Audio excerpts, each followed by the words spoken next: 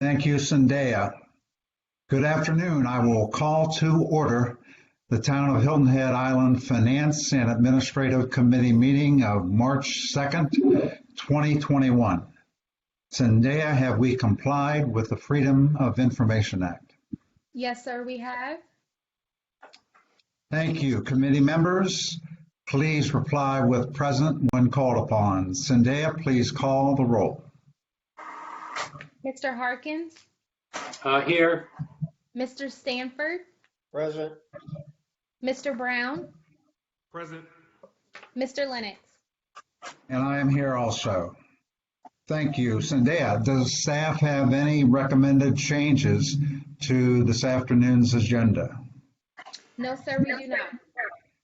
Therefore, committee members, if you have any suggested changes to the agenda, please propose them now. If none, please reply with approved or not approved.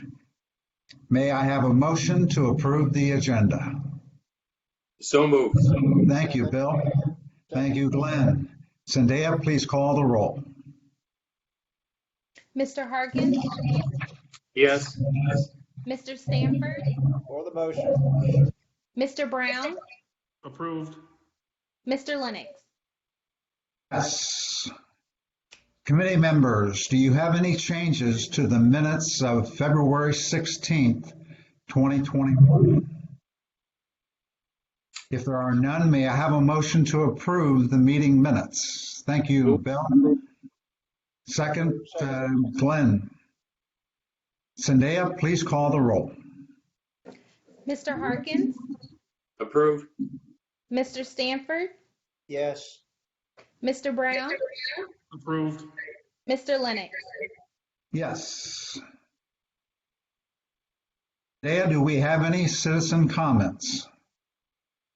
Yes, sir. Mr. Chairman, public comments concerning today's agenda items were to be submitted electronically via the town's open town hall portal. The public comment period closed today at noon. At the conclusion of the open town hall portal, there were no comments. However, one citizen did sign up to speak before the committee today. Mr. Chairman, at this time, that caller is holding. Thank you. If you would open on his line. Please state your full name and your legal address of record. Yes, Skip Hoagland. You're not in compliance with FOIA. And Mr. Ames and Banker Lennox, are you going to fix your fraud and lies with the drafting of the illegal, non-valid ATAX DMO contract signed with shyster Bill Miles and is assisted by crooked, corrupt lawyers Curtis Coltrane, Greg Alford, Terry Finger, Walter Nestor, and David Tiggis? Mr. Ames and Lennox, who should own the ATAX-funded DMO app and website, Bill Miles or the town of Hilton Head? Have you seen the accounting on $1 million of ATAX funds taken to Canada to develop the town DMO app and website? Answer no.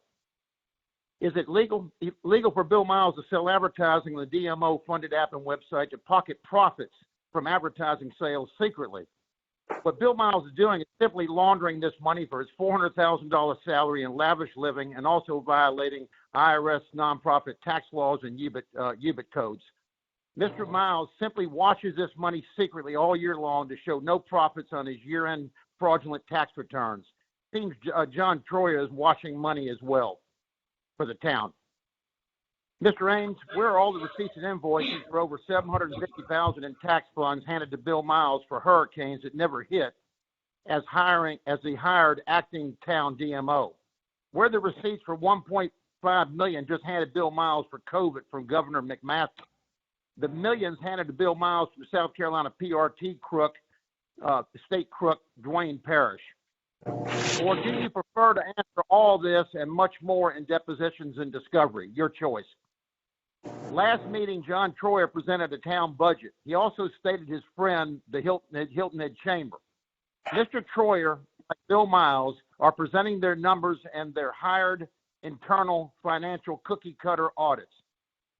We only see the numbers Miles and Troyer and their cronies want us to see, and they both must undergo a deep forensic audit and an FBI investigation ASAP. I would like to know from Mr. Troyer and his friend Bill Miles, where are the millions in ATAX funds and the matching invoices and the $750,000 in hurricane funding? Where is all this, Mr. Ames? Mr. Ames, you have not seen full accounting of millions of tax funds. None of you have.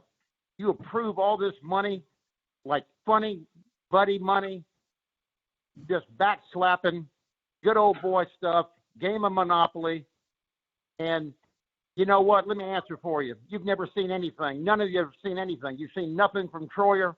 You've seen no forensic audits of the town, the chamber, nothing. You people are just so corrupt and so incompetent, it's almost hard to believe. You will all have your day in court. Most of you should be handcuffed and removed from public office. You're not fit, period. Thank you. Today, we have no unfinished business.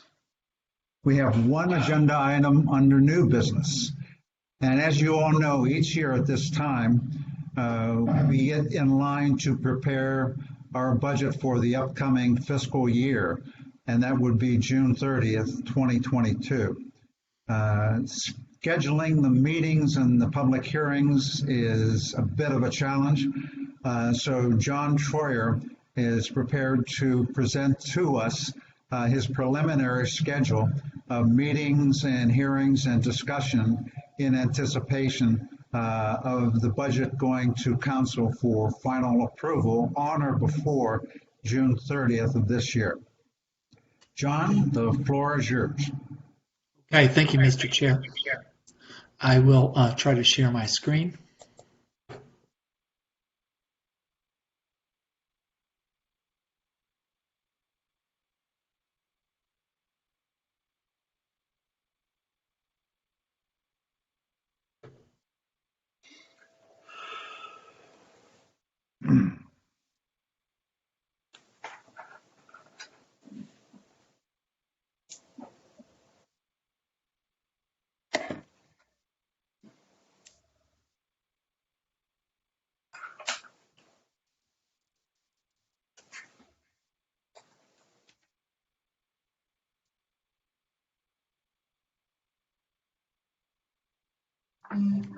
That's not the one that we want.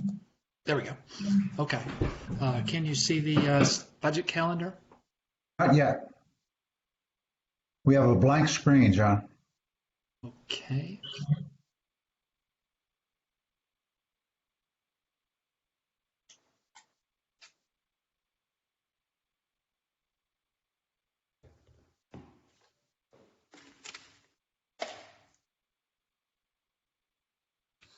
Too many different things open, and I apologize for that.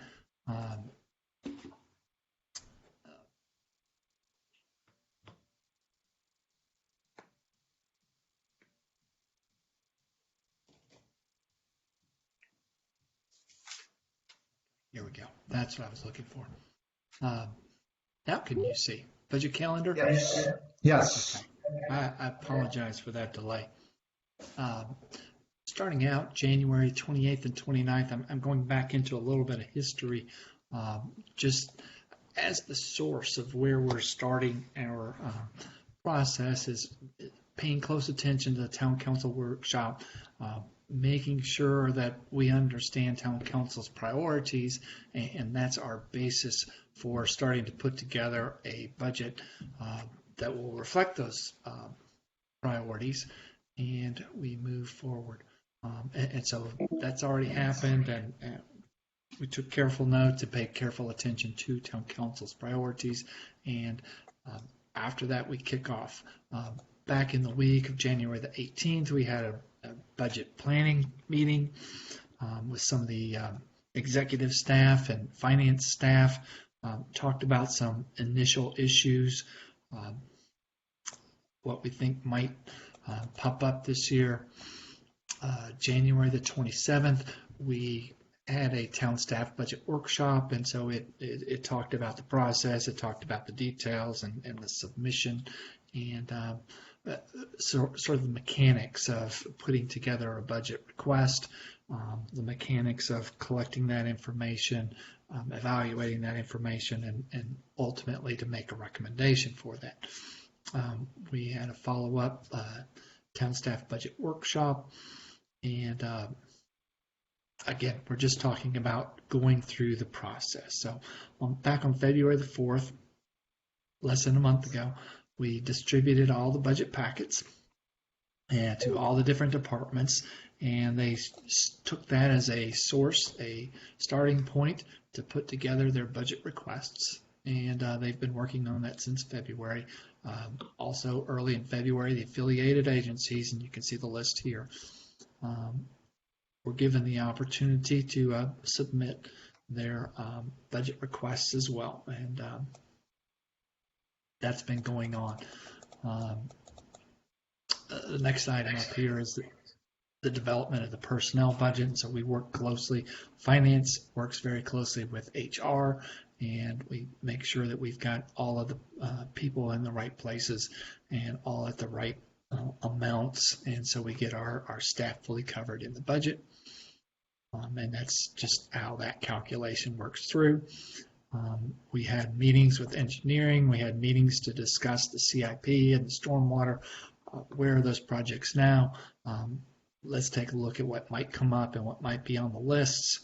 And those discussions are ongoing right now. And so there's a deep dive into the projects that are approved. And I think one of the outcomes of this is you're going to see a number of projects declared closed.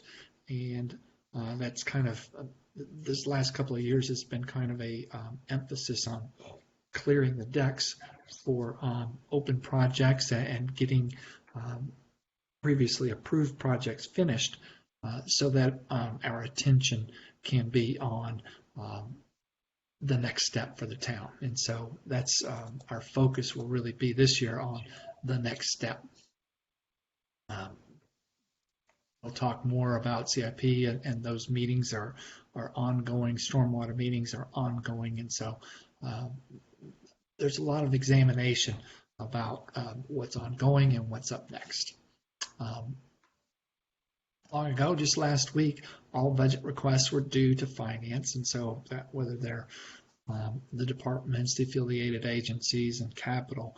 And so we have received all the budget requests. We are documenting, consolidating, inputting those into our software, and making sure that we have our arms around everything. We understand what the departments have asked for, and we're tying out our numbers as we speak. Our next step in the process is that and all of these requests are due. Debt service budget's done. Stormwater budget, at least the first draft, is done. All of this is up to, we're going to spend this week tying out numbers, making sure our numbers match. March the 9th, we start our discussions, and so we will be able to have an initial budget look. What are our total expenditures? What are our total revenues? How much is that different? And then start to talk through the details. And with this being Mark's first budget year here at the town, in this role, he wants to take a very careful look at the details and by line item, so that when he's finished with this process, that he can feel comfortable making that recommendation, and that recommendation that is required by town code. The town manager will present to town council his recommended budget, and that's where we're going with this. And so you'll see here the next couple of weeks in March, we say administrative review of the budgets, and that's talking through the details, talking through the line items, talking with department heads, and helping Mark to get an understanding of what's in the details, and helping him to get to where he is comfortable making recommendations for those spending priorities. Continues through March, further reviews. April, we have a mid-year budget amendment if needed. Right now, we don't have one that's planned. You've got one that's for capital and the second reading today. At the moment, we don't have a mid-year operating budget amendment, but if we need one, our plan was to take it in April. And so that is a placeholder in case something comes up. By the end of March, our goal is to at least have a balanced budget. That's not necessarily the best budget, and we're certainly not finished. When we get to a balanced budget, there's always ways that you can improve it, but it is a significant step to get to balance, and then from there, continue to make refinements and improvements.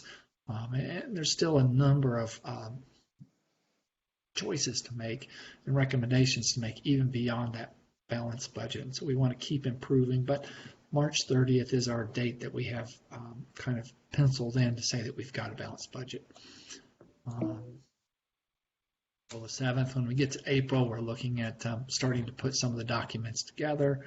Mid-April, we're sharing back with the departments. Here's what town manager is expecting to recommend, and so that all the department heads will know this is what to expect from the town manager's recommendation. Okay. For the 20th, we have budget preparation for the town council meeting. So we start to put these things together in a format that you're used to as town council members, whether it's the PowerPoint, whether it's the ordinance, or whether it's the budget book. And we work on those and get all those things through the end of April. Mark wants to make sure to have a chance to touch base, and we've got it here in April 26th. And this calendar was made some time ago, and so I'm thinking that there may be some earlier meetings, but you can know as town council members that Mark will touch base about the budget, about his intention for recommending a budget sometime in April, and you'll be helping to understand that before we get too far into the full discussion. And so what's next on the calendar, May the 4th, is a proposed budget distribution to town council, and that's the normal town council meeting, first town council meeting in May. And so you'll have a proposed budget, you'll have a proposed budget ordinance. Town manager is going to present his recommendations and talk about it and introduce that. No action is required by town council other than to accept that for first reading and then know that we plan to talk about it. And so the very next week, what is planned on May the 11th is to have a budget workshop, and we will go through the details with town council, and we'll talk more about what the agenda is. And Mr. Chairman, you're always super helpful when we talk about making a budget agenda for town council to consider, and we will certainly look for your guidance there. But May the 11th, we've got that as a minimum, and if town council needs more meetings, we'll have more meetings. Beyond that, June 1st, we would have a public hearing. If the town council is comfortable, there's an opportunity to have public hearing and approve on second reading. If more time is needed, or if there was an amendment that was needed to be made, June the 1st, we could have a revised first reading of the amendment, followed by the second reading of the budget ordinance on June the 15th. And so plenty of time for town council to get comfortable, but we'll add meetings as town council sees fit, and we'll be able to talk about it. I wanted to spend just a few minutes, if you don't mind, but Mark has given some indication about what you might expect in his recommendation, and different than what we had in the last couple of years is instead of a 2-year budget, what Mark has indicated is that he'd like to present a 1-year budget. Not that there's anything wrong with the 2-year budget, other than this will get him a chance to settle in and provide direction and not to make a further commitment than just 1 year, and give him an opportunity to make adjustments once he's settled in. That would also give us a chance to get further down the road toward the end of the COVID restrictions, which also coincides with helping to get a more clear picture of revenues as this economy and the COVID economy, you've seen it in my reports throughout this year, is that we've had a number of unexpected revenue items to the good and to the bad. And we want to be very thoughtful as we start to make projections and estimates that we would base a budget on. And so I think that was part of his thought process, is that because of the uncertainties, is to not look too far out and not ask town council to look too far out in making commitments, and there would be a better understanding. We will, however, take a very close look at a 3-year projection, and so it's in the budget book as we speak, and we will pay special attention to financial sustainability. Mark likes to use the word resiliency, and so just to make sure that our budget works not only for just 1 year, but for the long term. And we'll try to build that budget that will continue to work for the town long after this 1 year is over.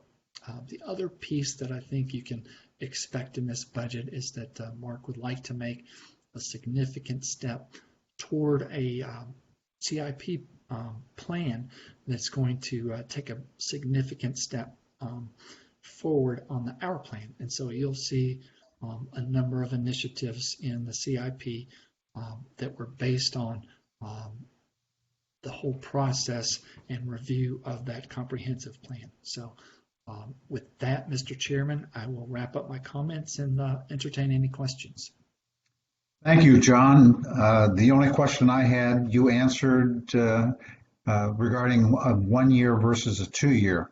I think that's good. I'm looking forward to the 1 year budget and seeing the town manager's response to his first budget in his new position.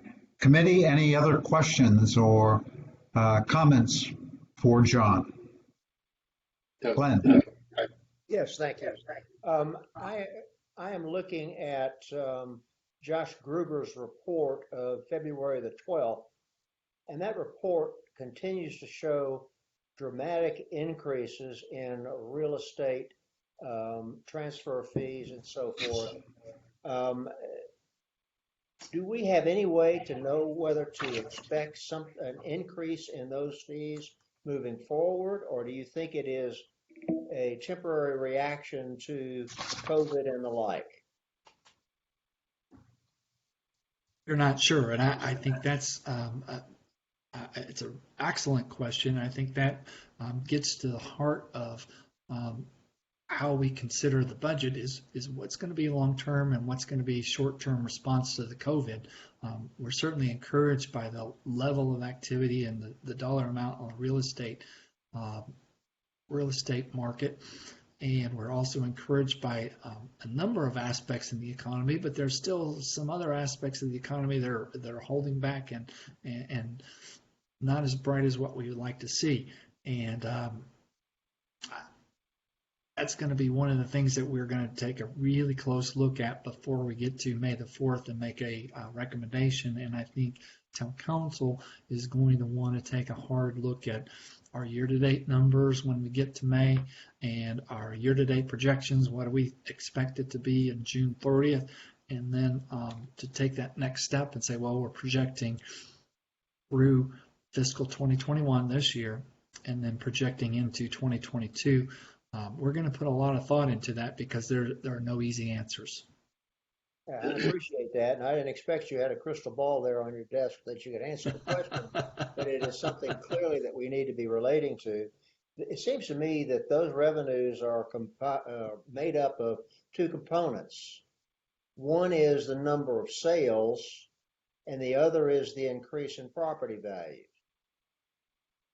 My crystal ball says this is a blip in terms of the number of sales, but hopefully it is not a blip in terms of property values. I'm curious to know, to follow up on this, if you have had consultations with any of your colleagues in other coastal tourist type communities about the effects of COVID on their tourism related revenues. I realize we have a unique transfer fee here, so that wouldn't be relevant to most other communities, but have you had any discussions with others to see what their impacts have been? And for property values, people have been pleasantly surprised. And so that's a consistency. We're seeing that those property values are going up. There's a mixed bag as far as individual economies. And so some are real strong and some are not so strong. And so I feel like we're really well positioned, and our economy has been received with favor. And so we're beneficiaries of better than most. Yeah, I would think that we look at prior years' growth in the real estate transfer fees in more normal markets, and tend more to base the budget on those normal trends rather than the extraordinary trend that's occurred here as a result of COVID. And then if COVID, in fact, or other factors continue to drive these revenues up, we'll have more money to reinvest in our community, and maybe we adjust budgets later. Thank you, Mr. Chairman. Those are my comments. Thank you, Glenn. Bill? It's really just paraphrasing your comments, Tom. I think it's very wise on from Mark's standpoint to do the look ahead at a 12-month instead of a 24.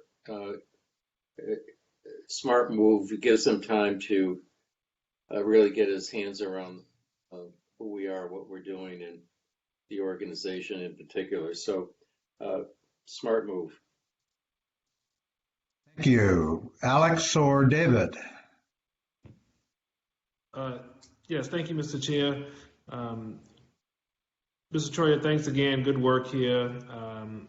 I'm in agreement with Councilman Lennox and Hawkins and Stanford as far as the 1 year is concerned.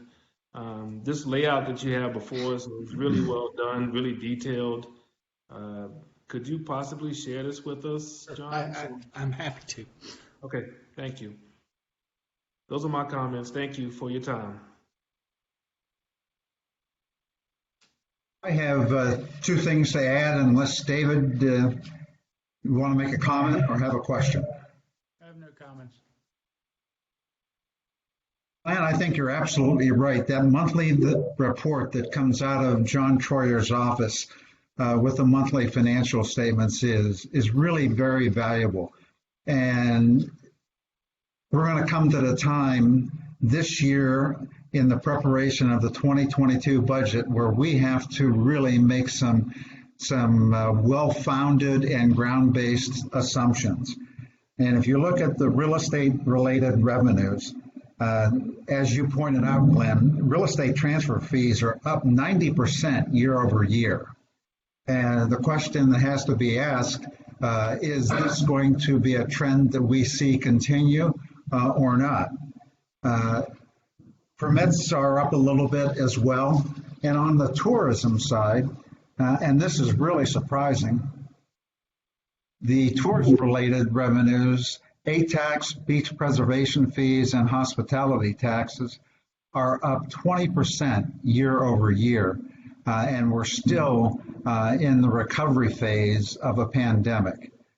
And the last source of revenue, and probably the biggest to the general fund, is property taxes. And I don't think that property taxes, John, are going to have the volatility that the transfer fees would. If in a hot market, transfer fees are up. In a down market, transfer fees are down. But once that assessed valuation is established, those property taxes are embedded. So I don't think we have the same exposure in terms of forecasting property taxes as we do in forecasting real estate transfer fees. Yes, and I think with the special circumstances of the timing of the county tax billing, I think it's just a matter of timing that we're temporarily behind on collections that will catch up this fiscal year. But when you see our financial statements and say, well, property taxes aren't what they have been in previous years, that's only a timing difference. And by the time we get to the end of the fiscal year, we'll be okay. And I think to that end, committee, John keeps me current on property tax collections. And today is only March 2nd, but John has a preliminary number, and it may change, but hopefully not by much.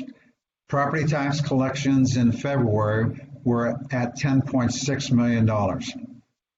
Year to date, we are at $18.1 million. And that represents year to date a just over $10 million shortfall year to date from last year. And John expects, and I agree with him, that most of that $10 million will come in next month in March as a result of the county extending the due date on property taxes. So right now, we're about 10.1 million less than last year. And we're looking at that to come in March. And in March's first F&A committee meeting, John, you'll have some hopefully very accurate figures. Yes, Mr. Chairman. Okay. Any other business to come before the committee? If there is none, may I have a motion to adjourn? So moved. Thank you, Bill and Glenn. All those in favor, please raise your right hand. We stand adjourned. Thank you, committee. Good meeting.